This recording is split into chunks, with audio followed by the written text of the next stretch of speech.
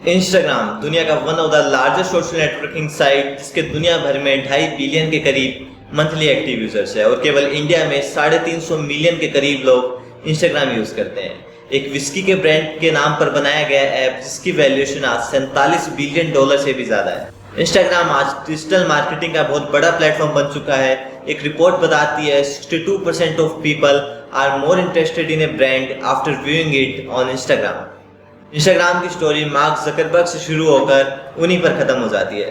तो आज की इस वीडियो में हम जानेंगे इनिशियल फेज से इंस्टाग्राम की ग्रोथ स्टोरी और जानेंगे कि कैसे मार्क जकरबर्ग ने अपनी चिकनी चुपड़ी बातें कर इंस्टाग्राम को खरीद लिया और उसके बाद उसी के फाउंडर को कंपनी से बाहर कर दिया। इंस्टाग्राम की कहानी शुरू होती है केविन सिस्टम नाम की एक लड़की के साथ, जिसे मार्क जकरबर्ग ने एक जॉब का ऑफर दिया, क्योंकि मार्क चाहते थे कि केविन फेसबुक के लिए एक फोटो शेयरिंग फीचर डेवलप करे। शुरुआत में तो केविन को ये ऑफर बहुत एक्साइटिंग लगा, बट अपने मेंटर के कहने पर उन्होंने एक ऑफर को रिजेक्ट कर दिया। उसके बाद इन्हें ऑडियो कंपनी में इंटर्नशिप करने का मौका मिला, जिसे भी इन्होंने रिजेक्ट कर दिया। ऑडियो कंपनी को आज हम ट्विटर के नाम से जानते हैं। तो अब तक हमने देखा कि केविन ने 2 रिवोल्यूशनरी सोशल जायंट्स के साथ उनके इनिशियल फेज से काम करने का मौका गवा दिया था, but no one knows that he is going to establish his own kingdom. Kevin को फोटोग्राफी का शौक था, जिसके बाद वो इटली जाकर फोटोग्राफी को मास्टर करते हैं और कुछ ऐसी बातें सीखते हैं जो इंस्टाग्राम की ग्रोथ में बहुत मददगार साबित होती है। इसके बाद इन्होंने दिन रात कोडिंग सीखी and designed A prototype of A web app called bourbon. इस ऐप का नाम इन्होंने अपने फेवरेट विस्की ब्रांड के नाम पर रखा। बर्बन ऐप को लोग as a check in use कर सकते थे, वो कहाँ हैं, कहाँ जाने वाले हैं, ये सब प्लान कर सकते थे एंड मोस्ट इंपॉर्टेंट अपनी फोटोज को पब्लिकली शेयर कर सकते थे। केविन की लाइफ में टर्निंग पॉइंट आता है जब 2 वेंचर कैपिटलिस्ट $5 लाख की फंडिंग बर्बन ऐप को देते हैं, जो करीब 3.5 से 4 करोड़ रुपए होते हैं। पैसा ही पैसा होगा। अब केविन के पास फंडिंग भी आ चुकी थी, तो वो अपने इस रिवोल्यूशनरी आइडिया की ग्रोथ के लिए टीम बनाना शुरू करते हैं। केविन को सबसे पहले को फाउंडर की तलाश थी, जिसके लिए उन्होंने बर्बन ऐप के यूजर और अपने फेलो स्टैनफोर्ड ग्रेजुएट माइक ग्रीजर को अपना को फाउंडर बनाया। केविन बर्बन ऐप को एक फोटो शेयरिंग प्लेटफॉर्म बनाना चाहते थे, जिसके अंदर वो चाहते थे कि बर्बन ऐसी कम्युनिटी वर्क करे जिसके अंदर इंसान को केवल एक बार फोटो पोस्ट करनी पड़े और वो एक बार में अपने सभी फ्रेंड्स के पास फोटो पहुंचा सके। केविन अपने आइडिया को लेकर बहुत ज्यादा कॉन्फिडेंट थे और इन्होंने अपने बर्बन ऐप का नाम रीनेम कर इसे इंस्टाग्राम नाम दिया, जो 2 शब्द इंस्टेंट और टेलीग्राम से मिलकर बना था। केविन ने अपना ऐप का प्रोटोटाइप अपनी गर्लफ्रेंड को दिखाया, पर उसने कहा कि शायद वो इस ऐप को यूज नहीं करेगी, क्योंकि उसको लगता है कि उसकी फोटोज उसकी फ्रेंड्स के मुकाबले इतनी अच्छी नहीं आती है। उसके बाद केविन ने फाइंड आउट किया कि उसकी गर्लफ्रेंड की फ्रेंड्स अपनी फोटोज पर फिल्टर लगाकर पोस्ट करती थी, जिससे वो फोटोज में ज्यादा अच्छी लगती थी। और फिर क्या था, केविन और उसकी टीम ने 8 हफ्तों की मेहनत के बाद फिल्टर्स को इंट्रोड्यूस किया और फाइनली 6 अक्टूबर 2010 को इंस्टाग्राम का जन्म हुआ। अब केविन सपने में भी नहीं सोच सकते थे कि आगे क्या होने वाला है। इंस्टाग्राम को ऐप स्टोर पर लॉन्च करने के मात्र 1 दिन के अंदर इसके यूजर्स की संख्या 25,000 तक पहुंच गई थी और दिसंबर तक आते आते ये नंबर 1 मिलियन के मार्क को टच कर चुका था। मार्च 2012 तक इंस्टाग्राम की यूजर्स की संख्या 27 मिलियन तक पहुंच चुकी थी और जब अप्रैल 2012 में इंस्टाग्राम को प्ले स्टोर पर एंड्रॉइड यूजर्स के लिए लॉन्च किया गया, तब 1 दिन से भी कम टाइम में इसके 1 मिलियन से ज्यादा डाउनलोड्स हो चुके थे। यूजुअली ऐसा देखा जाता है कि बिजनेस के मार्केट में लॉन्च होने के बाद कुछ समय तक मार्केट थोड़ा ठंडा रहता है, बट इंस्टाग्राम के केस में ऐसा कुछ भी नहीं था। और ये इसलिए हुआ क्योंकि इंस्टाग्राम ने फेसबुक और ट्विटर पर फोटोज और वीडियो पोस्ट करना बहुत आसान बना दिया था, और जब भी कोई अपनी फोटोज या वीडियोस को इंस्टाग्राम के जरिए फेसबुक या ट्विटर पर पोस्ट करता था, तब उसके फ्रेंड्स एंड फॉलोअर्स के बीच में भी इंस्टाग्राम इंट्रोड्यूस होता था।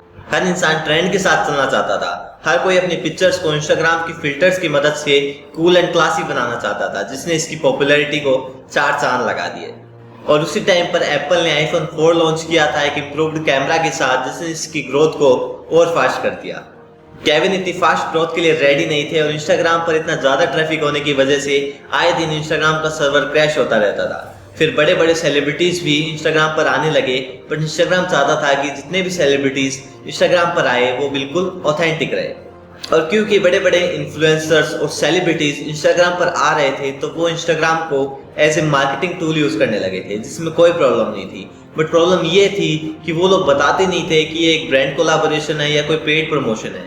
उनके व्यूअर्स को लगता था कि उनका जो इन्फ्लुएंसर है वो उन्हें एक जेन्युइन प्रोडक्ट रेकमेंड कर रहा है और जिसको हम फॉलो करते हैं उस पर हमें ट्रस्ट तो होता ही है, तो वो इन्फ्लुएंसर्स इनके ट्रस्ट का गलत फायदा उठा रहे थे। पर धीरे धीरे कर इंस्टाग्राम ने अपने ऐप के सभी प्रॉब्लम्स को सॉल्व करना शुरू किया। उस टाइम पर इंस्टाग्राम पर कोई एल्गोरिथम नहीं होता था। इंस्टाग्राम की टीम हर अकाउंट को खुद से एनालाइज करती थी और वो डिसाइड करती थी किसको वायरल जाना चाहिए और किसे नहीं। ऐसे में इंस्टाग्राम टीम भगवान की शक्तियां लेकर बैठी थी जो चाहे जिसे ओवरनाइट फेमस कर सकती थी। It's just a gentle reminder कि अगर आपको वीडियो पसंद आ रहा है so please hit the like button and do subscribe our channel, and if you don't like it you can also hit the dislike button, क्योंकि ऐसे वीडियोस को बनाने में स्क्रिप्टिंग और एडिटिंग में बहुत मेहनत लगती है। Let's back to the story. But कहते हैं ना, जब आप ग्रोथ कर रहे होते हैं तब किसी की दुआ लगे ना लगे बट नजर जरूर लग जाती है, और केविन के साथ भी ऐसा ही हुआ। इंस्टाग्राम पर मार्क जकरबर्ग की नजर पड़ चुकी थी, वो इसे एज ए कॉम्पिटिशन देख रहे थे। मार्क जकरबर्ग एक बहुत ही क्लियर प्रिंसिपल पर काम करते हैं, buy and clear competition. WhatsApp के साथ भी आगे चलकर उन्होंने यही किया था और इंस्टाग्राम के साथ भी अब वो यही करना चाहते हैं। मार्क डायरेक्टली केविन को कॉल करते हैं और कहते हैं, I thought a lot about your venture and I think I have decided to buy your company. Mark ने केविन को इंस्टाग्राम के लिए $1 बिलियन का ऑफर किया और कहा कि फेसबुक के रिसोर्सेज की बदौलत हम इंस्टाग्राम को नेक्स्ट लेवल पर लेकर जा सकते हैं। मार्क ने कहा कि मैं भले इस कंपनी को खरीद रहा हूं बट तुम बिना किसी इंटरफेरेंस के इस कंपनी को ऑपरेट कर सकते हो, और केविन ने भी खुशी खुशी इस ऑफर को एक्सेप्ट कर लिया।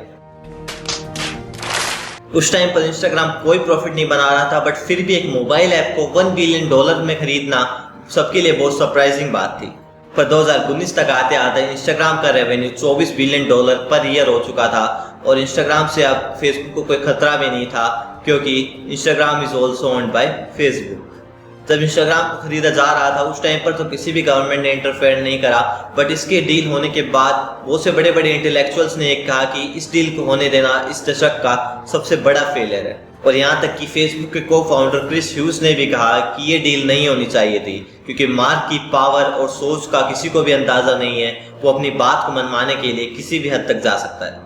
डील होने के बाद केविन एंजॉय कर रहे थे, बट इनके एंजॉयमेंट के दिन ज़्यादा नहीं चले, क्योंकि फेसबुक ने इंस्टाग्राम की फर्स्ट पॉलिसी शिफ्ट में ये लिखा कि Facebook have the right to sell users photograph without any notification और payment, there is no way to opt out. जिसके बाद यूजर्स नाराज हो गए और डिलीट इंस्टाग्राम नाम का हैशटैग ट्रेंड करने लगा, जिसके बाद इंस्टाग्राम को तुरंत अपनी पॉलिसी को रिवाइज करना पड़ा।